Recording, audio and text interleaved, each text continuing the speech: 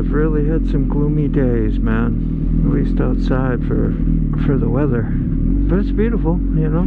Get a different perception on it, and your days are not gloomy. Woo! Well, good morning. Yeah, get fired up with some RPMs this morning. And welcome to another wonderful edition of MotoBaum, Virginia. MotoBaum, Virginia. Gotta love that. I don't know, most of my life's been in Virginia, so that's kind of like what it's all about. That's where most of my riding happens as well. And so many different little things we could talk about. One that came to mind earlier was, you know, human trust. I don't know why I thought of that. I guess sometimes you think of different scenarios in your head and what other people say and have going on in their lives, and I reflect on the ones that I've had on my own, you know. It's just like, you can't, can you really, you know, like, fully trust? You can say you trust somebody, and you can hope that you can trust somebody, and the whole part that you play in trusting somebody is, what you're going to allow yourself to set yourself up for. Unless you've been perfect your whole life and you know that you are 100% reliable 24/7, then, you know, there may be somebody else like you out there. But when you allow somebody and you give them what you call your trust, I don't know how to go about explaining any of this or what I really think, but you just have to watch what you set yourself up for, because if you know somebody could possibly, which they do, break your trust and their promises, you have to be a willing adult to go into that situation. And if you're already an adult, why would you need to worry about trusting anybody anyway? You know, you have your faith in your higher power and God, you know, and you know that that's what ultimately will come through for you. People are going to fail you and hurt you, and it's never on purpose. You know, it's usually their own shit. I mean, it's never on purpose when you're like, you know, somebody really does have the good intention or whatever, that they are your friend and doing the best, you know, right, that they can. But I mean, there are people out there that are just plain haters, and of course, yeah, they'll try to hurt you on purpose because they're idiots, right? They're hurting babies and can't help themselves, right? And some probably just have mental issues that I don't know if they can be helped, right? But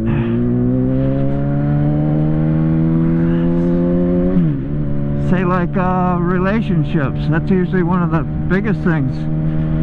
I remember, you know, like having to have somebody promise that they'll love me forever, promise that they, you know, that they'll stick there by my side, and you know, it's like, and that's kind of like when you nail somebody down, right?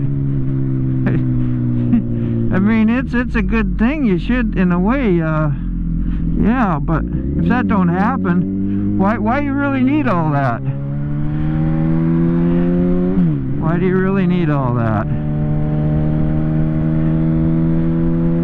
I think where it gets weird, is when you invest tons of your time and money, and vice versa, and people get like, damn, I wasted my time and my money, right? And that's how you look at it. Wasted my time and my money in this relationship that we were supposed to be invested in each other. And when one decides to bail out, you're left there thinking, you know, how bad or wronged you may have been, right? And then that hurt and pain can get turned up to some pretty incredible levels if you're not willing to let go of that stuff. See the blessings, see the love. How can you love even greater, which is what you will receive for that thinking. That's our reward, because we're putting faith in God, who gives and loves and supplies all, and will give you even probably 10 times more the love and happiness and all the things you've been looking for that you didn't find in that specific relationship, to supply you. You know, wow, you know, had a chance to experience one of other God's creations, and you know, maybe whatever little things they're going through will help them get a freedom and a perspective that maybe you yourself have been able to see, because you're not suffering. You're not suffering through it. It's it's okay, it's good. Only God gives that great wisdom and power. The ego has tons of demands and expectations in human power and trust.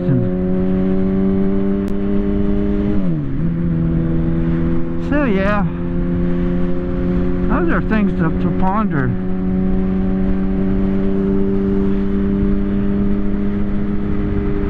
When God shows you those gifts, it truly is a humbling experience. You're like, man, thank you so much.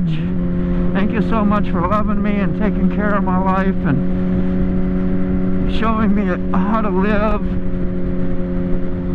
And the things that I grew up learning and experiencing are not the real truths in my life.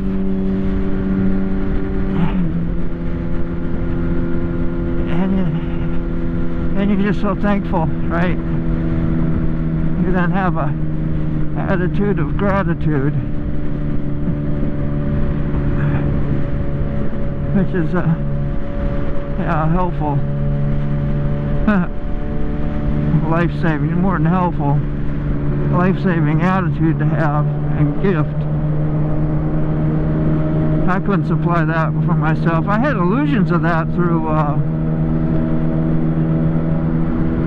you know, different gifts that were given to you, or things that you had, you know, you were so happy you had, and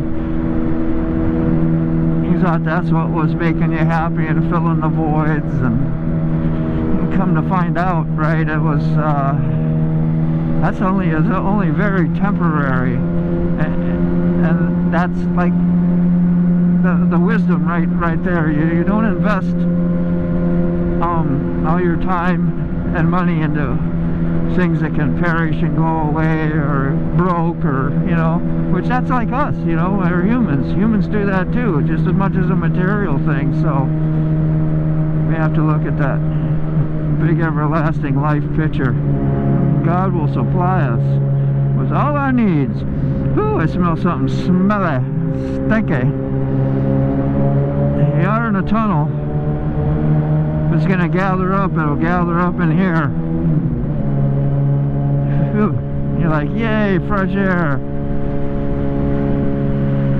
Well, the beginning of it. Imagine all the fumes that exhaust out these entrances and exits. Wonder how low the oxygen content gets in that.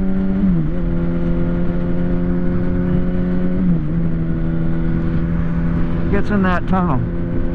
I see old Glory up there just flapping away and staying strong out there, and no matter what kind of weather. Yeah, she can do it, I can do it. Damn, that thing's pretty. Woo! If this was 80 degree day, my Lord, this road would be jammed. And that's just right around the corner.